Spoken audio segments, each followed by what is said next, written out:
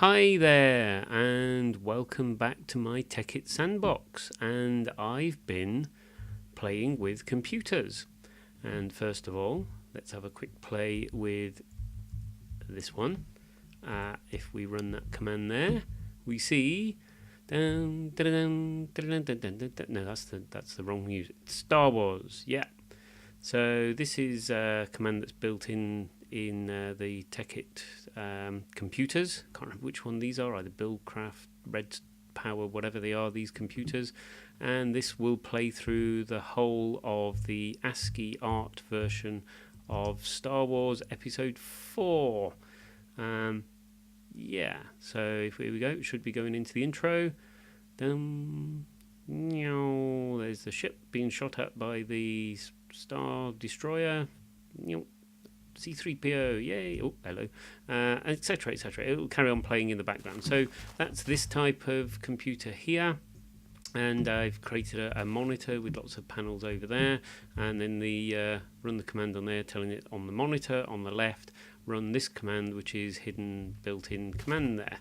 And there's a disk drive here with I've put a floppy disk in to try things out, and round the back, that's the one there.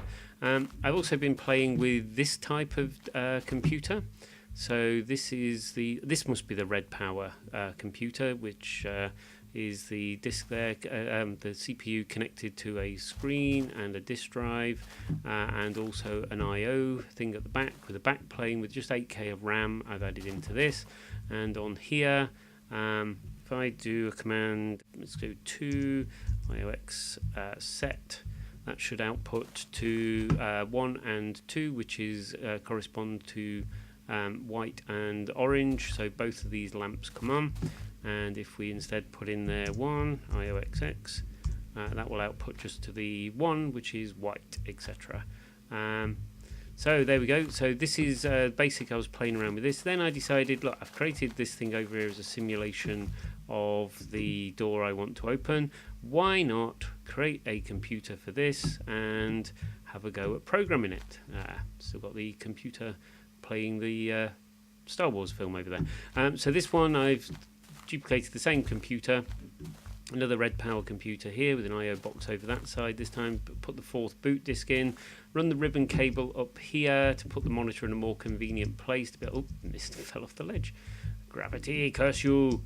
Yeah, so on here I've now created a monitor and set it up to control these. So again on here, if we go into there, I can put in things like 1 IOX set and there, and that should take a step. That one's closing that way. So if I put in 1 IOX reset, to, I didn't need the exclamation mark on that last command, that turns that off, and then the opposite will be 2 IOX set to make it step the other way. I'll be back. Yeah.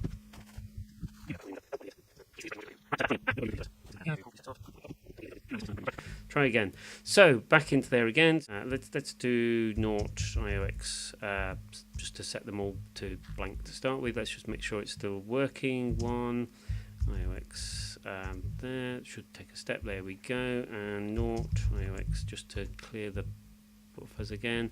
And then 2 IOX set should step the other way. There we go. Make sure that that's back in the right place. Yep, there we go. And then set that back to 0 to there. Now, what I've also done, I know this program's in 4th, and many years ago, back in the 80s, I did have a bit of a play with a computer called a Jupiter Ace, which programmed in 4th. So I had a bit of a knowledge of this, and I decided to have a go at programming things. So first of all, we want to create a program called Open for One Step, and that one wants to move the door 1 step open. So for this one, it wants to be, first of all, do an IOX reset on port 2. That will make sure that the line is low, and so that we can pulse the signal high to make it take a step, the frame mode to take a step. And then we want to do a pause.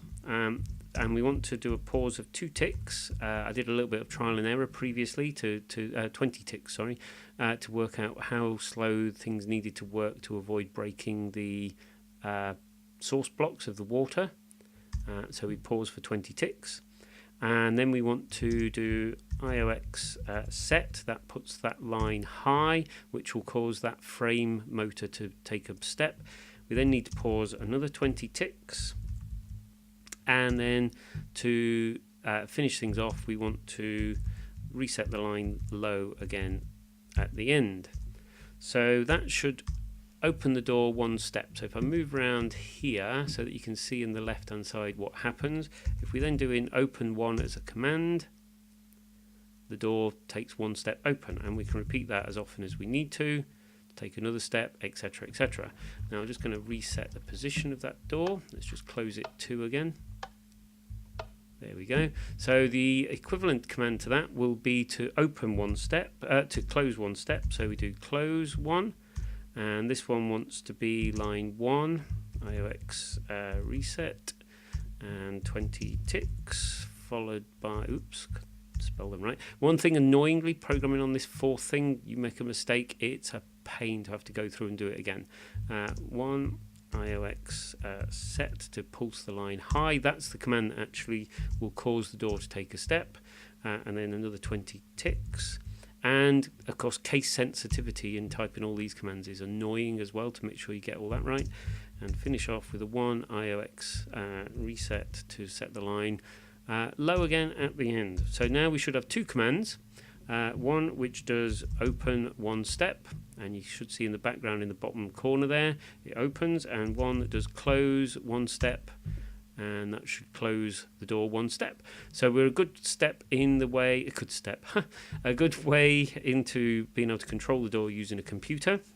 Now we could just write a loop to do, let's obviously, I'll just do it 3 times, open 1, 3 times, see how finicky programming is, 3 times open 1, and it will open the door 3 steps, 1 and 2 and 3, and then we can close that with 3 times, nearly missed again, close 1, and it will close 3 steps. Now that's all well and good, but what happened if you told it to open and then open again? It would move too many steps. Now there's a couple of ways you could tackle this. You could rig up a system of signals into the computer to tell it when the door is open or closed.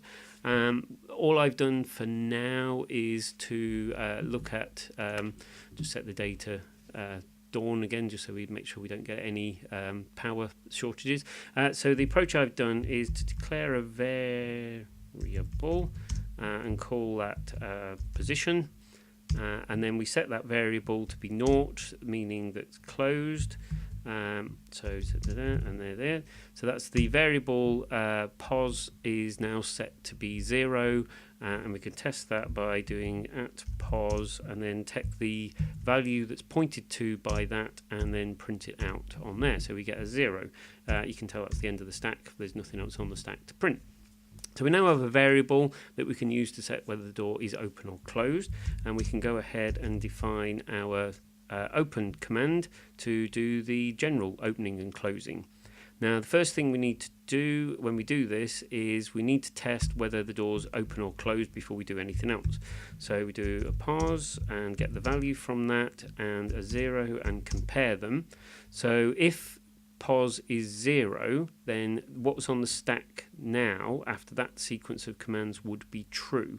So that's doing pos, the $pos, which takes the address of the variable we've defined.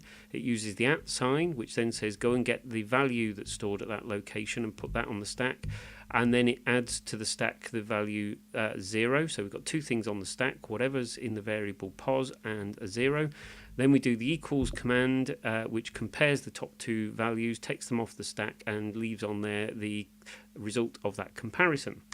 So then we can use the result of that comparison with the if command. The if command will look at what's on the stack, and if it's true, it will perform the first series of commands. So we want to do let's do 8 times. 8 times open 1. And then the next thing we want to do is we want to set the flag saying that the door's now closed. So we set 1 on the stack and we tell it to take that variable and then to assign the second value on the stack to the address in the first value on the stack. So that's then completed the commands. That's all it needs to do for the open command. So it tests this command, the position is closed, so we're defining 0 in the position as closed, and then it opens the door 8 times. And I've done time again and it's killed it. Oh, I hate this. Okay, here we do it again. Open. There'll now be a dummy thing on the vocabulary thing that's not the right command, but never mind, let's type it all in again. Ideally, if you're doing this in Forth, you would store all these into a file and get them to recompile from scratch every time you need to make a change, because it is such a pain to get all the syntax right and get it compiled as you type it. But there we go, hopefully that one's right. Now if I type the open command, it will now run 8 repeats of the open step, open step, open step. And there we go, which I think should be just enough to get this line of blocks out of the way under there. Is that 8? One more? No, that's it, that's there. So then we need to do the same with the close command. So we need to define a close command. Now this time we want to test at the start if pos and the value in it is 1, and only then to continue. So then we want to do if it's true, then 8 times z with an s, then do close 1 step. And then this time we want to set the value of pos to 0 to flag that the door is now closed, and then complete. Let's turn that rain off. Don't know if the rain and thing actually affects the solar power, but just in case it does, there we go. So we should now have a close command which does the same thing, 8 steps, pausing between each to make sure that the water source blocks work perfectly fine. Yeah, I just wonder what happens if you stand in this. Does it drag you with it? Oh, it does. Look, there we go. That could be fun. Yeah, that opens up possibilities as well. Anyway, so there we go. That's the basics of programming this sort of things in Forth with these computers. And that's it. Now it does have some snags. Just to prove that that works with the flags, if I try close again, it terminates straight away, doesn't try to do anything. If I run open again, it'll go off busy running it again. And just while that's doing that, oh look, the film's still showing. Oh no, it's just finished. Ha, perfect timing. Yeah, so the ASCII art thing is just finished, and again just waiting for this to finish opening.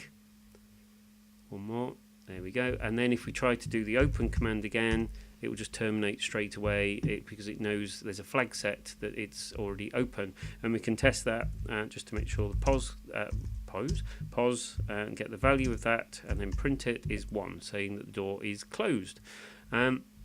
So yeah, that's all there is. Now, as I say, this isn't perfect, not by a long stretch. One of the things that happened to me in testing was it started getting dark, and I clicked off a close command. While it was busy running, the frame motors ran out of power. Now, I probably haven't got the timing right on this. I may have to set it off opening again.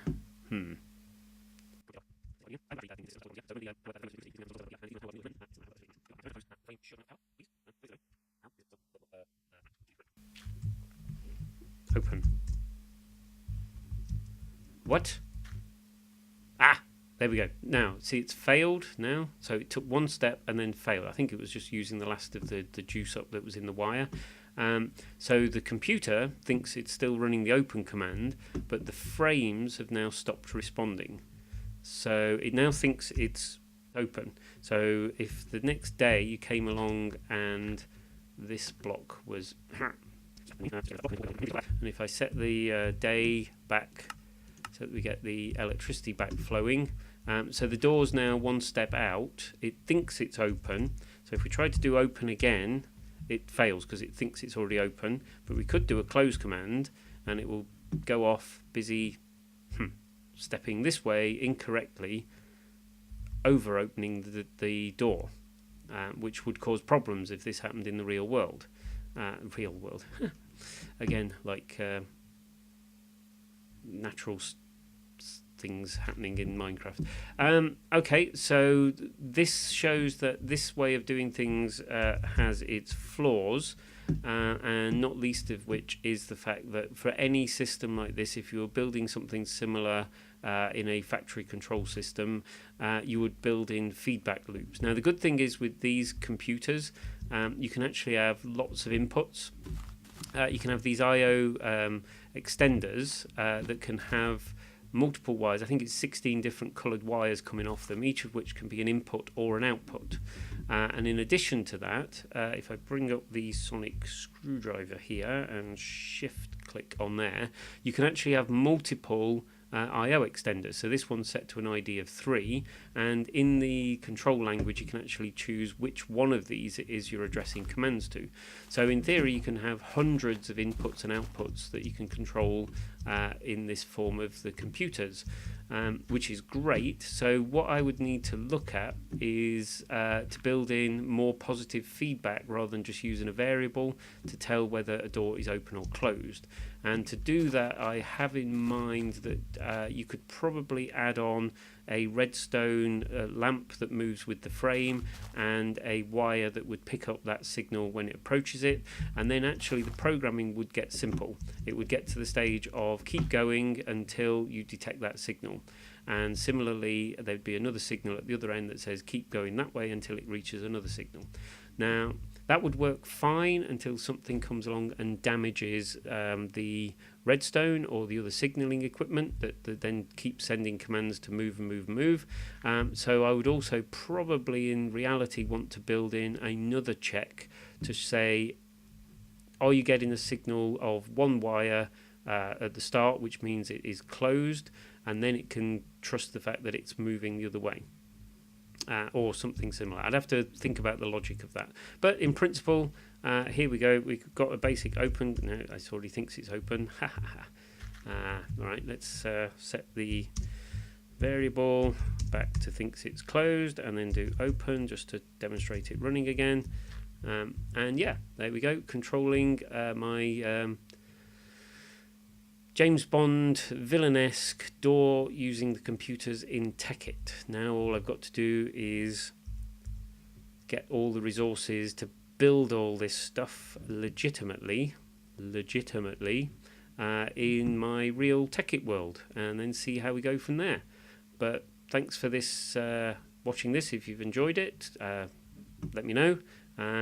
And if you're interested in doing anything like this with these computers, I could look at doing some more tutorials and things when we get into it. What are the things you'd like to do?